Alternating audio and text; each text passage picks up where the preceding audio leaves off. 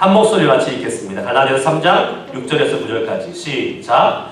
아브라함이 하나님을 믿음에 그것을 그에게 의로 정하셨다 함과 같으니라. 그런즉 믿음으로 말미암는 자들은 아브라함의 자손인 줄 알지어다. 또 하나님이 이방을 믿음으로 말미암아 의로 정하실 것을 성경이 미리 알고 먼저 아브라함에게 복음을 전하되 모든 이방인이 너로 말미암아 복을 받으리라 하였느니라. 그러므로 믿음으로 말미암은 자는 믿음이 있는 아브라함과 함께 복을 받느니라. 아멘. 기도 한 번 더 하시겠습니다. 하나님, 우리가 이 시간 하나님의 말씀을 받습니다. 주님의 말씀이 우리의 발걸음의 등불이요 빛이 되기를 소망합니다. 하나님, 오늘도 하나님의 말씀 가운데 순종하며 엎드려 주의 말씀을 우리의 가슴에 새기고 우리의 삶에 실천하기를 소망하는 모든 우리 넘치는 믿음의 백성들 속에 주여 함께 임하셔서 말씀의 권능으로 임재하여 주시고 주님의 살아계신 놀라운 능력을 우리에게 나타내 보여 주시옵소서. 하나님을 기대합니다. 찬양합니다. 영광 받으실 예수님의 이름으로 감사하며 기도드리옵나이다. 아멘. 아멘. 자, 일주일 만에 또 같이 만났습니다. 한번 좌우에 계신 분, 앞뒤에 계신 분께 인사합시다. 반갑습니다. 잘 오셨습니다. 축복합니다. 네. 일주일 동안 여러분들 많이 보고 싶었고 함께 같이 예배드리는 이 시간이 얼마나 기대되고 얼마나 제 마음속에 많이 이렇게 불어올랐는지 모릅니다. 이렇게 모여서 함께 예배할 수 있어서 너무나 좋고 너무나 감사합니다. 그건 참 좋은데 설교를 준비하는 것은 어렵습니다. 쉽지 않습니다. 목사님들이, 목회자들이 그냥 설교가 뚝딱 이렇게 나오면 참 좋겠지만 사실은 정말 힘들어요. 네. 그래서 우스갯소리로 그런 얘기도 있더라고요. 이건 실화인데 미국의 어떤 교회의 목사님이 그분은 설교가 본인 설교에 엄청 자신 있는 분이었나 봐요. 그래서 그 교회와 사택이 가까이 붙어 있는데 한 번은 그 목사님이 강단에서 여러분 저는 설교가 참 쉽습니다. 그래서 사택에서 걸어오는 사이에 모든 설교가 다 준비가 돼요.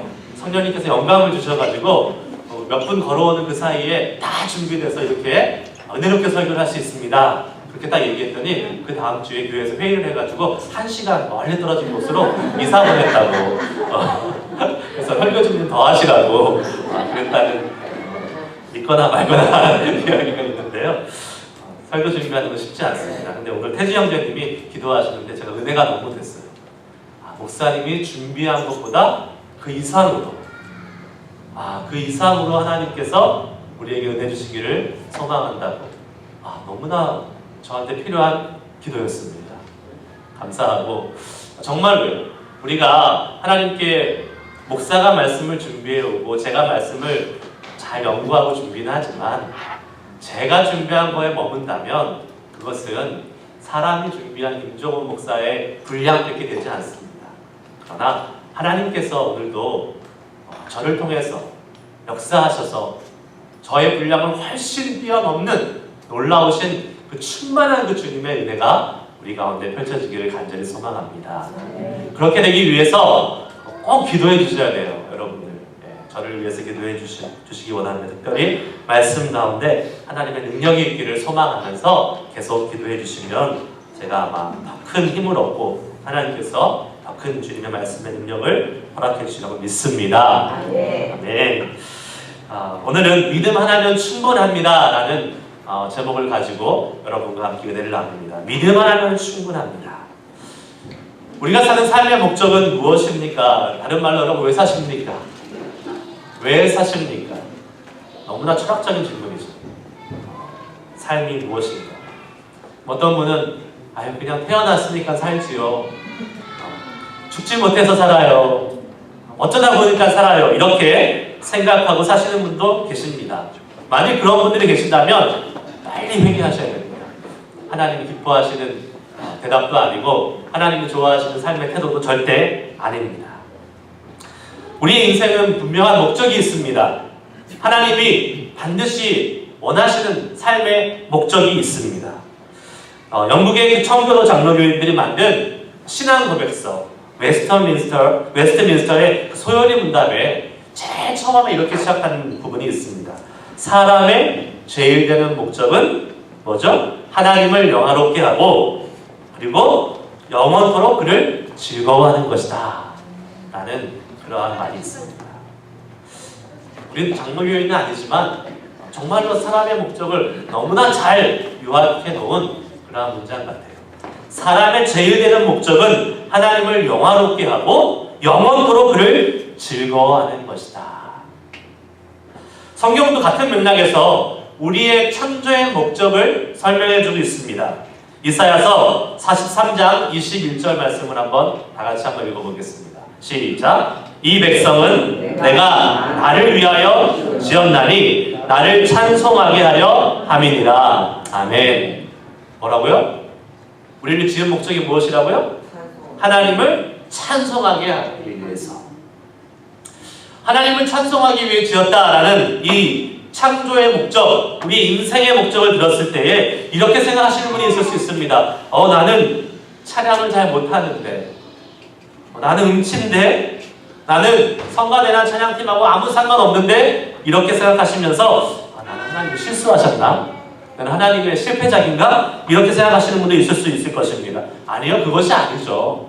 여러분 잘 알듯이 이 찬양이라는 것은 하나님을 기쁘시게 하는, 하나님을 영화롭게 하는 우리의 삶의 행동과 생각과 방식을 모두 포괄적으로 함축하고 있는 것을 바로 찬양으로 이렇게 이야기한 것입니다. 지난주 우리 성경 공부하신 분들은 아실 겁니다. 인트 성경 공부에서 예배에 대해서 같이 공부했습니다. 예배란 나의 기쁨을 쫓는 것이 아니라 하나님의 기쁨을 위한 것이 목적이 되어야 된다라고 우리 같이 함께 공부했습니다. 그렇죠? 네. 오늘 8강 예배에 대해서 다시 공부하도록 아마 기억나실 텐데 그냥 쑥스러워서 말씀을 못 하시는 걸로 알겠습니다. 처음 듣는 것처럼 눈만 뻑뻑뻑뻑 하고 계신데 지난주 분명히 같이 배웠습니다. 예배의 기쁨은 예배는 나의 기쁨을 쫓는 것이 아니라 하나님의 기쁨을 우선시하는 거고 그 하나님의 기쁨이 나의 기쁨으로 전환되는 것이 예배다라는 것을 우리가 같이 배웠습니다. 우리의 삶의 목적이자 우리의 존재의 이유인 하나님을 기쁘시게 하는데 꼭 필요한 것이 있습니다. 그것이 무엇입니까? 바로 성경은 그것을 믿음이라. 믿음이 있어야지만이 하나님을 기쁘시게 한다라고 말씀해 주고 있습니다. 히브리서 11장 6절 말씀, 우리 지난달에 큐티했던 말씀인데요. 한번 다 같이 읽어보겠습니다. 시작. 믿음이 없이는 하나님을 기쁘시게 하지 못하나니 하나님께 나아가는 자는 반드시 그가 계신 것과 또한 그가 자기를 찾는 자들에게 상 주시는 이심을 믿어야 할지니라. 아멘. 하나님을 기쁘시게 하려면 무엇이 있어야 된다고요? 믿음. 믿음이 없이는 하나님을 기쁘시게 할 수 없다라고 분명히 말하고 있습니다. 그렇다면 우리의 인생의 목적, 하나님을 기쁘시게 하고 하나님을 영화롭게 하기 위한 우리의 인생의 목적을 제대로 이루기 위해서도 믿음은 꼭 필요합니다. 자, 뿐만 아니라 적어도 하나님을 기쁘시게 하고자 하는 마음의 소원함이 있는 이러한 사람이라면 하나님을 기쁘시게 하고자 하는 마음의 소원함은 누구에게나 있는 것은 아닙니다. 구원받은 하나님의 은혜가 있는 사람에게 있을 것입니다. 이 구원 역시도 그냥 주어지는 것이 아니라 어떻게 해요? 믿음으로 주어진다고 성경은 우리에게 증거하고 있지요. 에베소서 2장 8절 말씀, 너희는 그 은혜에 인하여 믿음으로 말미암아 구원을 받았나니 이것이 너희에게서 난 것이 아니요 하나님의 선물이라 라고 말씀하고 있습니다. 믿음으로 말미암아 구원을 얻는다라고 말씀한다는 사실이에요. 여러분, 이렇게 중요한 믿음, 구원을 얻는 것도 믿음이요, 구원 얻은 우리들이 하나님을 기쁘시게 하고 하나님을 영화롭게 하는 것도 믿음인데, 이 믿음이 자라나는 과정, 생기는 과정이 사람마다 다 다릅니다. 어떤 일정한 공식이나 패턴이 있지 않다라는 사실이에요. 그것이 참 어렵고 참 예측하기 힘들다는 것입니다. 어떤 사람은 믿음이 하나님의 복음을 받자마자 그냥 곧바로 생기는 사람이 있습니다. 그냥 길거리 가다가 전도하고 싶어서 말씀을 나눴는데 그 자리에서 하나님을 영접하고 받는 사람이 있어요. 어떤 사람은 계속 복음을 전하고 계속 하나님의 말씀을 알려주는데도 거절하고 거부하고 있다가 수십 년 뒤에 예수님을 믿는 사람도 있습니다. 우리가 잘 아는 감리교회 창시자 요한 웨슬러. 이 요한 웨슬러는 전통적으로 기독교 가문에서 잘 자라났던 사람입니다. 그리고 17살 때 1720년에 옥스퍼드 대학에 입학합니다. 그리고 그곳에서 경건훈련, 홀리클럽이라는 것을 만들어서 신앙의 훈련을 열심히 하고 경건한 삶을 위해서 열심히 살았어요. 그리고 마치고 나서 미국으로 선교사로 가잖아요. 사바나에, 조지아 사바나에 가보면 그 요한 웨슬러가 와서 같이 선교했던 곳이 있습니다. 그런데 여러분, 이 웨슬러가 언제 믿음으로 회심하고 구원받은지 아십니까? 그때가 아니에요. 그로부터 대학에 입학한 1720년 이후로 1738년 선교사도 다 마치고 돌아와서 어느 날 모라비안 교도들의 그 집회, 예배에 참석했다가 그때 구원이라는 것은 우리가 열심히 경건 훈련으로 얻는 것이 아니라 하나님을 믿는 믿음 한 가지로 얻는 것이라는 사실을 확실하게 깨닫고 그때 비로소 구원의 확신을 얻었다라고 요한 웨슬러의 기록은 우리에게 알려주고 있습니다. 18년이나 걸렸어요. 자, 그런데 성경에 다른 인물도 있습니다. 우리가 잘 아는 빌립보에 나타난 빌립보의 간수. 바울과 실라가 복음을 전하다가 감옥에 갇혔었는데 그러다가 옥문이 막 열리고 그렇게 바울과 실라가 막 가버리니까 어찌할까 막 두려워 떨고 있는 그에게 바울이 복음을 전합니다. 예수 그리스도로 너와 가정이 구원을 얻을 수 있다 하니까 어떻게 합니까? 이 빌립보 간수는 그 자리에서 즉시 예수 그리스도를 믿고 구원을 받고 침례까지 받는 그러한 사실이 성경에 기록되어 있는 것을 보게 됩니다. 사람마다 이 믿음을 갖는 것은 시간도 다르고 과정도 다르고, 그럼 이것을 어떻게 설명할 수 있을까요? 어떻게 이것을 설명할 수 있을 것 같습니까? 그것은 단 한 가지로밖에 설명할 수 없습니다. 우리 스스로 예수님을 믿을 수 있는 능력이 없다라는 사실을 증명해주고 있다는 사실입니다. 자, 여러분, 이 자리에 우리가 예수님을 믿고 또 믿고 싶어서 다 나와 앉아있는 줄 압니다. 그러나 우리 중에 어떤 한 사람도 내가 계획해서, 내가 생각해서 나는 이제 가서 교회 가서 성경 공부할 거고 또 봉사도 할 거고 또 몇 년 뒤에 선교도 갔다 올 거고 또 그 다음에 하나님을 더 알고 그 다음에 몇 년 뒤에 예수님을 믿을 거야. 이렇게 생각하고 예수님 믿으신 분 이 자리에 계시면 한번 손 들어보십시오. 없죠? 아니요, 아무도 없어요. 우리가 믿겠다고 결심하고 계획한 대로 하나님을 믿는 것이 아닙니다. 왜요? 구원에 이르게 하는 믿음은 우리가 스스로 주관할 수 있는 것이 아니기 때문에 그렇습니다. 하나님이 우리의 마음을 여실 때에 그 믿기 쉽지 않은 예수 그리스도의 십자가의 사건을 믿어지게 하시고 우리는 그때야 비로소 믿음을 얻게 된다는 사실입니다. 그래서 팀 켈러 목사님의 그 책에 예수라는 책이 있는데 그 책에서 기독교를 설명할 때 이렇게 설명한 부분이 있어요. 한번 잘 들어보시기 바랍니다.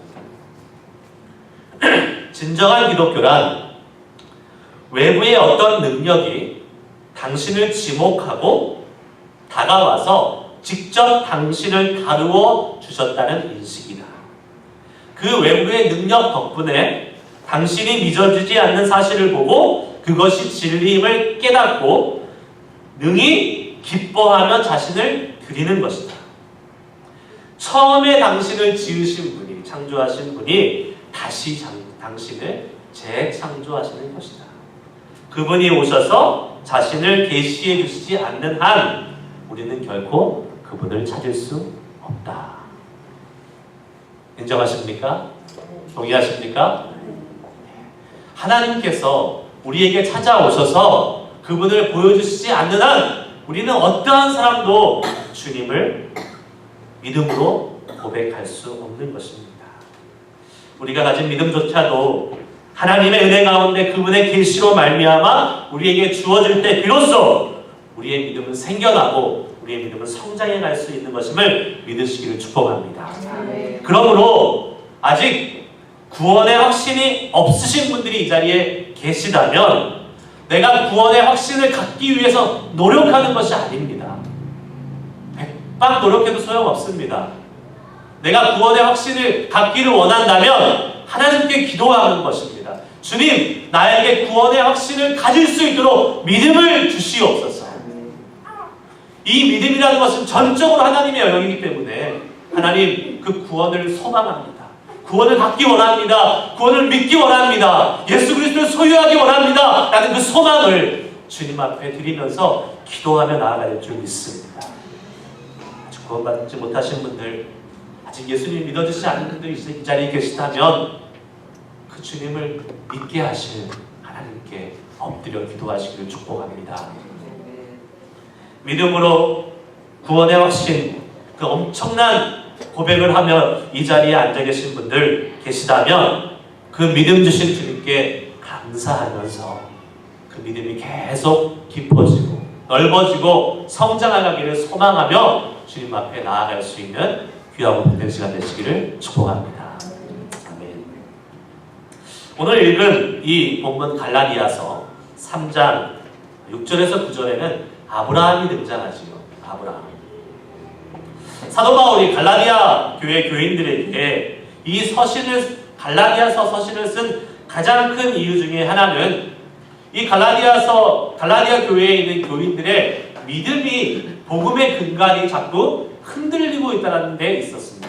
무엇이냐면 예수님의 십자가의 복음, 모든 인류의 죄를 지시고 십자가에 죽으신 그 예수님을 믿음으로 구원받고 하나님의 자녀가 된다라는 이 복음의 핵심을 자꾸 유대주의자들이 교회에 들어와서 아니라고, 예수님을 믿는 믿음만으로는 부족하다, 믿음만으로 구원을 얻는 것은 절대 불가능하다, 율법을 지켜야지만이, 하나님 앞에서 하나님이 우리에게 명령하신 대로의 삶을 살아야지만이 구원 얻을 수 있는 은혜를 누릴 수 있다라고 계속 그 복음을 흔들었습니다.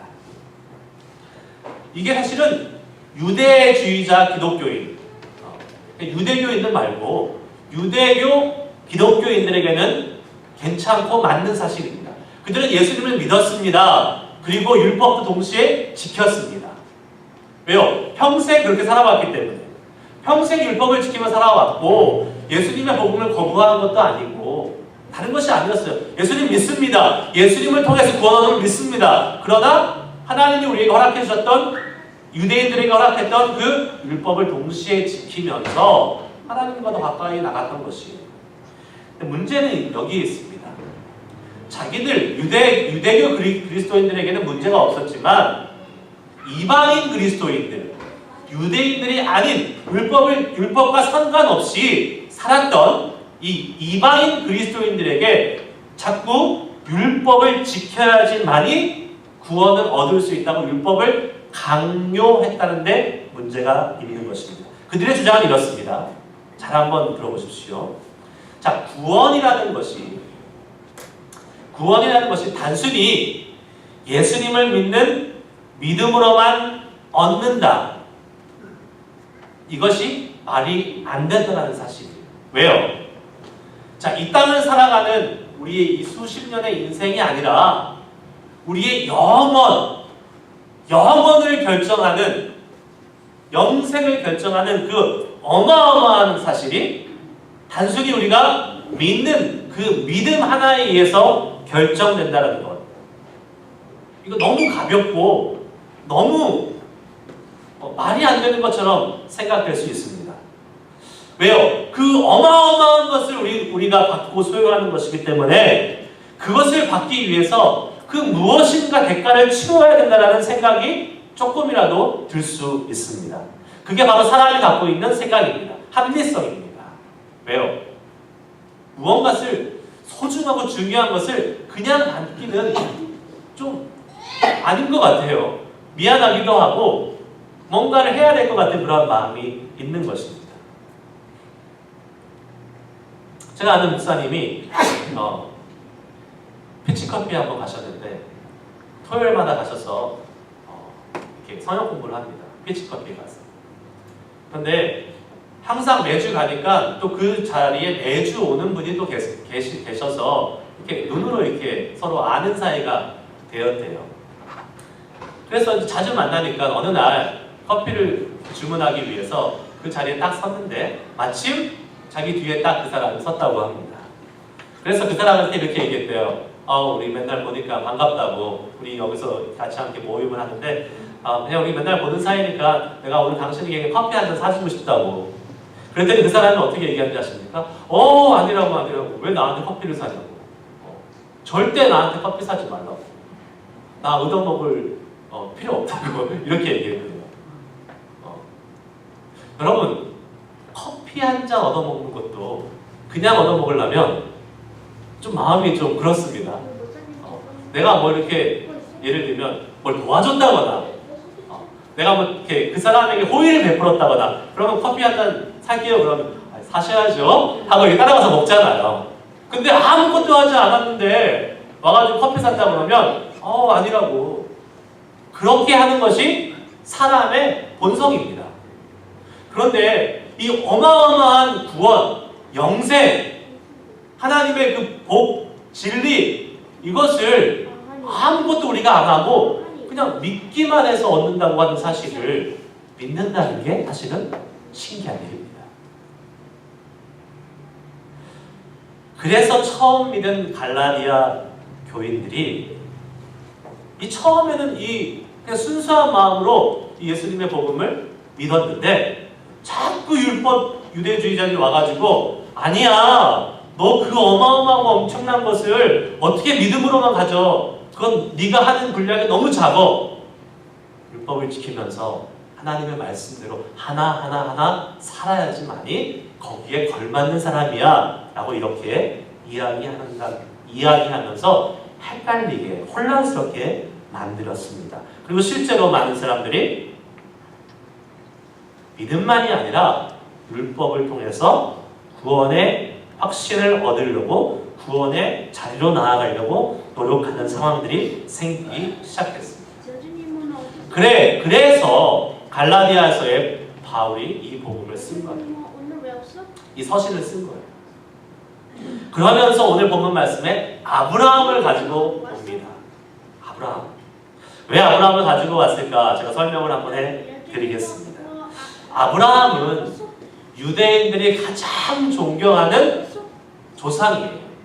믿음의 조상이라고도 얘기하고 또 선지자라고도 이야기하는데 가장 존경하는 사람 중에 한 명입니다. 그런데 이 아브라함에 대해서 설명하면서 이 율법이 필요하지 않다라는 것을 아브라함의 예를 들어서 잘 설명해 줍니다. 이렇게 설명합니다. 자, 우선 하나님으로부터 아브라함의 선택을 받고 의롭다 하심을 얻을 때에 아브라함이 어떠한 행위나 어떠한 그 행동으로 삶으로 그가 자격이 있어서 하나님의 의로움을 받았다는 것이 아님을 분명히 전하고 있습니다. 일단 그때는 율법도 존재하지 않았습니다. 우리가 잘 아는 아브라함의 스토리가 있지요. 아브라함이 이방 땅에 거할 때에 가나안 땅으로 오기 전에 갈대아 우르 지역에서 하나님께서 말씀하십니다. 떠나라. 내 본토 친척 아비 집을 떠나라 라고 말씀합니다. 아브라함에게 이 말씀이 전해졌을 때에 아브라함은 하나님을 전혀 알지 못했죠. 하나님을 알지도 못했으니까 하나님을 기쁘시게 하겠다라는 이러한 마음도 없었겠죠. 하나님의 그 명령을 하나님을 뭘 기쁘시게 하기 위해서 내가 따라야겠다라는 그러한 마음도 없었을 것입니다. 그냥 하나님이 떠나라고 하니까 그 말에 순종하면서 떠났습니다. 그런데 이 하나님을 알지도 못하는 상황에서 떠나서 새로운 땅에 가서 아브라함의 모습이 어떻게 바뀌었느냐라고 생각해 봤을 때 여전히 아브라함은 이 하나님의 의롭다 하심을 칭함을 받을 수 없는 사람이었다는 것을 보게 됩니다. 아브라함은 심지어 애굽으로 내려갈 때에 자기의 아내를 노이라고 속이는 그러한 아주 별 볼 일 없는 거짓말쟁이 그러한 사람이었습니다. 그러면 그렇게 자격 없는 사람인데 그렇게 그의 삶은 하나님 앞에 자격 없는 모습으로 서 있던 사람이었는데 하나님이 아브라함을 선택하시고 복 주시기로 작정하셨다는 것입니다. 절대적으로 하나님의 주권이었고 절대적으로 하나님이 먼저 찾아가셔서 그 아브라함을 복 주시기를 주도하셨다는 사실입니다. 그런데 여기서 하나님이 한 가지 아브라함에게 보시고 귀하게 여기신 것이 있었다는 것입니다. 그것이 바로 믿음이라는 사실입니다. 창세기 15장 5절에서 6절 말씀을 한번 읽어보시겠습니다. 같이 한번 읽을까요? 시작. 그를 이끌고 밖으로 나가 이르시되 하늘에 우러러 묵별을 셀 수 있나 보라. 또 그에게 이르시되 내 자손이 이와 같으리라. 아브라함이 여호와를 믿으니 여호와께서 이를 그의 의로 여기시고. 아멘. 하나님이 아브라함을 데리고 어느 날 밖으로 나갔습니다. 그리고 하늘의 별을 보여주면서 아브라함에게 말씀하세요. 아브라함아, 이 모든 별이 보이느냐? 이 수많은 별이 너의 자손이 될 것이다 라고 이렇게 이야기했습니다. 그러니까 아브라함이 참 희한하게도 저 같으면 아마 잘 못 믿었을 것 같은데 그 수많은 별이 자손이 된다는 사실을 사실 사람이 믿을 수 있겠습니까? 없지요. 아이, 하나님 농담도 잘하셔. 어떻게 이 수많은 별이 자손이 됩니까? 그런데 아브라함은 어떻게 했다고 했어요? 아브라함이 여호와를 믿으니, 여호와를 믿으니. 그 다른 게 아니에요. 아브라함이 뭐 하나님 앞에 하나님을 기쁘시게 했다 이게 아니에요. 아브라함이 하나님을 믿으니 여호와께서 어떻게 하셨다고요? 이를 그의 의로 여기셨다. 이거 중요합니다. 아브라함이 의로운 사람이었다? 아브라함이 의로운 사람이 되었다? 아니죠. 뭐라고 그랬어요? 아브라함을 의로 여기셨다.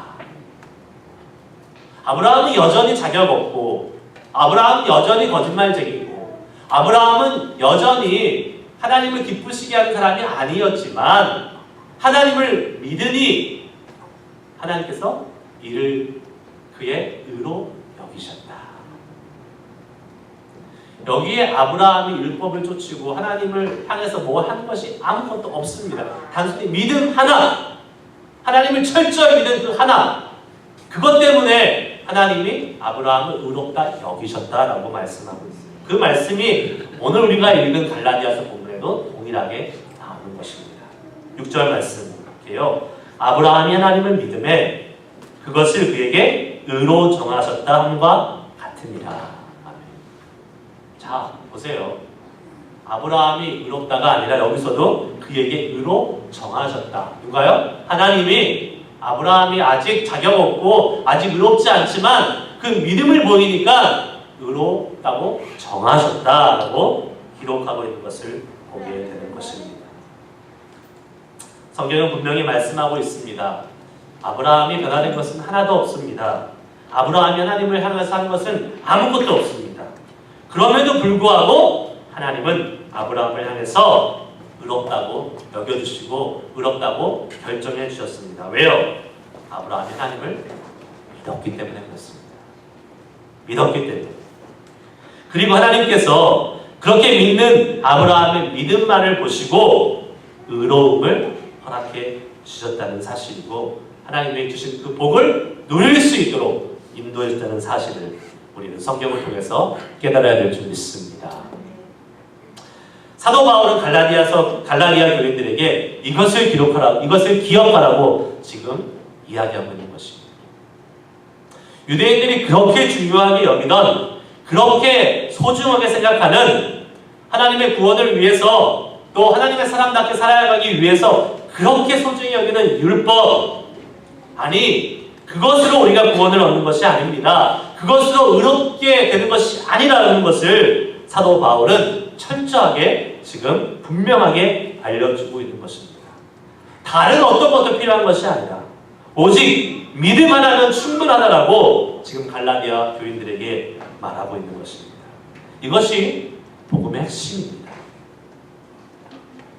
이 아브라함을 의롭다 여기시고 복 주신 것은 이방인들이 구원을 받을 때에 다른 어떤 것이 아닌 오직 믿음 하나면 충분하다. 오직 믿음으로 주님의 그 구원의 복, 또 우리 하나님이 구원받은 자에게 허락하시는 놀라운 축복을 누릴 수 있다는 것을 설명하기 위해서 바울은 오늘 갈라디아서 서신을 쓰고 있는 것입니다. 이 시대를 살아가는 우리도 마찬가지예요. 하나님이 우리에게 원하시는 것이 딱 한 가지 있습니다. 그것은 바로 여러분이 열심히 무엇을 하는 것이 아닙니다. 여러분 열심히 봉사하고, 열심히 말씀 읽고, 열심히 기도하고, 열심히 선교하고 전도하고 다 중요하죠. 하지만 그것이 하나님과 여러분의 관계, 아버지와 아들됨, 구원의 관계를 결정하는 것은 절대 아니라는 사실입니다. 하나님이 우리에게 원하시는 것은 딱 한 가지입니다. 십자가에 달리신 예수님을 철저히 그리고 제대로 고백하고 믿는 것입니다. 그 한 가지가 정확하게 있으면 나머지는 따라오는 것입니다. 로마서 3장 22절 말씀을 한번 다 같이 읽겠습니다. 로마서 3장 22절 말씀 시작. 곧 예수 그리스도를 믿음으로 말미암아 모든 믿는 자에게 미치는 하나님의 은혜 차별이 없느니라. 아멘. 곧 예수 그리스도를 믿는 믿음으로 말미암아 모든 믿는 자에게 미치는 하나님의 의, 차별이 없다라고 말씀하고 있습니다. 우리가 많이 성경을 읽는다고, 많이 기도를 한다고 구원받는 것이 아닙니다. 그것은 종교생활일 수밖에 없어요. 예수님을 믿는 믿음 하나만 가지면 됩니다. 그것으로 충분합니다. 오늘 주님 앞에 나오시면서 여러분들 어떠한 마음으로 오셨습니까? 우리 교회는 큐티를 강조하잖아요. 큐티 하자고, 말씀을 읽자고. 저도 막 물어보잖아요. 큐티 하셨냐고. 여러분들을 찔리게 하기 위해서, 여러분의 마음을 불편하게 하기 위해서 제가 물어보는 건 아닙니다. 우리 기도 많이 해야 되잖아요. 기도 많이 해야 되잖아요. 우리 기도 많이 못하고 주님 앞에 오늘 나와서 하나님 나 기도 많이 못했으니까 예배하기 너무 힘들어요. 주님 나 기도 많이 못하고 하나님의 말씀대로 못 살았으니까 오늘 하나님께 예배하기 너무 힘들어요 하고 그렇게 힘들게 있다가 가기를 하나님이 원하실까요? 아닙니다. 그것이 하나님과 우리의 관계를 결정하는 것이 아니에요. 하나님과 우리의 관계는 우리가 얼마나 예수 그리스도를 정확히 제대로 믿고 있느냐, 그 믿음에서 결정된다는 사실을 다시 한번 기억하시길 바랍니다. 그리고 우리가 예수님을 제대로 정확하게 믿으면 십자가에서 우리의 모든 것을 주시고 우리의 영생을 결정하신 그 예수 그리스도의 그 위대하신 사랑 앞에서 우리의 삶이 그 주님을 위한 삶으로 변해간다는 사실을 기억하시길 바랍니다. 여러분, 우리가 어떤 노력이나 우리의 행위나 우리의 경건의 훈련이나 주님을 향한 우리의 삶의 어떠한 모습이 하나님이 우리를 의롭다 여기시는 기준이 된다면 그 신앙생활은 엄청 피곤해집니다. 엄청 힘들어집니다. 그렇게 신앙생활 하잖아요. 그러면 맨날 힘들어요. 왜요? 우리는 그 율법이 정한 하나님 원하시는 그 삶의 분량대로 맞춰서 그것을 만족시키면서 살아갈 수 있는 사람은 아무도 없기 때문에 그렇습니다. 그러나 우리가 붙잡아야 될 것은 그 삶의 행위나 어떠한 신앙의 경건의 훈련의 모습이 아니라 우리를 위해서 우리가 아직 죄인 되었을 때에, 우리가 아직 자격 없을 때에, 우리가 아직 큐티를 못했었을 때에, 우리가 아직 기도를 많이 못했었을 때에, 우리가 아직 말씀을 많이 못 읽었을 때에 우리를 위해서 십자가에서 그 생명까지 주시기까지 우리를 사랑하신 그 하나님을 믿는 믿음에 있어야 될 줄 믿습니다. 그것 가운데 쓰는 것이, 그것 가운데 서서, 그 믿음 가운데 서서 주님 앞에 나와서 예배하고 기쁨을 회복하고 다시 한번 힘을 얻어서 주님의 모습대로, 주님이 원하시는 모습대로 살고자 하는 결심을 가지고 세상에서 살아가는 것이, 그것이 하나님이 우리에게 원하신다는 사실입니다. 신앙적인 행위들, 영적인 훈련들 필요합니다. 중요합니다. 하지만 이것이 하나님과 우리 사이를 가로막는 것이 돼서는 안 됩니다. 하나님과 우리 사이를 불편하게 하는, 죄책감을 유발하는 그러한 것이 돼서는 안 될 것입니다. 그것은 예수님 제대로 믿으면, 예수님을 올바로 믿고 제대로 신뢰하면 우리의 삶 가운데 사랑의 표현으로, 열매로 나타날 수밖에 없는 것들임을 믿으시기를 축복합니다. 그럼 우리에게 필요한 것이 무엇입니까? 믿음을 새롭게 하는 것입니다. 내가 예수님을 제대로 믿고 있는지, 내가 예수님을 제대로 믿고 있는 것인지, 나의 생각대로, 내가 원하는 대로 예수님을 믿는 것은 아닌지, 정말로 하나님이 말씀하신 그대로 다른 어떤 것도 아닌 예수 그리스도의 십자가의 그 복음 하나만으로 나는 살아갈 수 있는지, 그것을 우리는 심각하게 질문을 던져야 할 것입니다. 그것이 흔들리잖아요.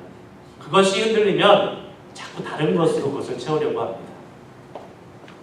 내가 말씀을 많이 읽었으니까, 내가 착한 일을 했으니까, 내가 전도를 했으니까, 선교를 갔다 왔으니까, 그것이 내가 하나님과 나 사이를 온전하게 만들어줄 거라고 착각하고 살 수밖에 없게 되는 것입니다.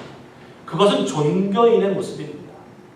예수를 믿는 온전한 믿음 없이 그것만 있으면 그것은 단순한 종교인의 모습으로 전락할 수밖에 없는 것입니다.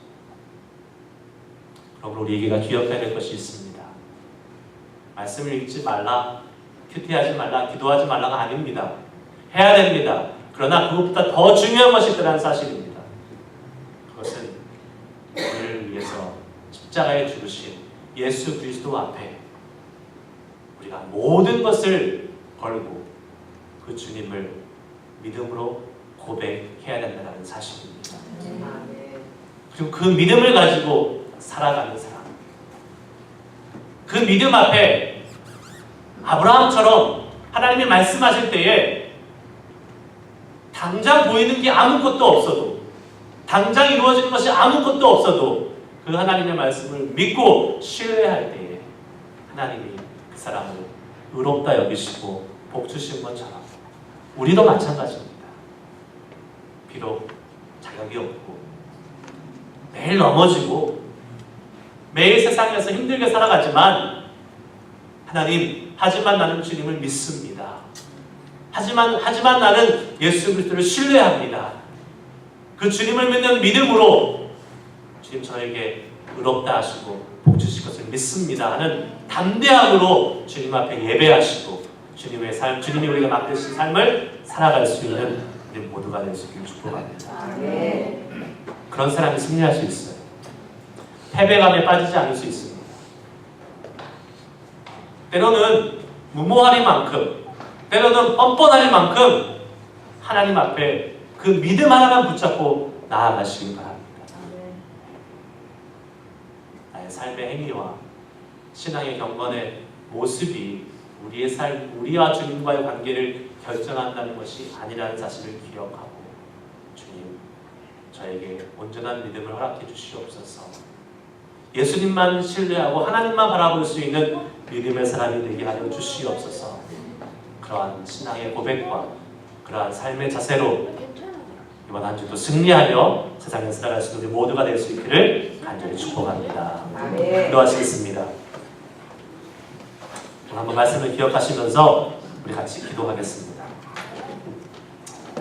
기도하실 때에 우리의 믿음을 주님 앞에 한번 내려놓고, 하나님, 우리의 믿음을 주님이 만져주셔야 됩니다. 주님이 세워주셔야 됩니다. 주님이 성장시켜 주셔야 됩니다. 믿음 하나는 충분하다고 하셨습니다.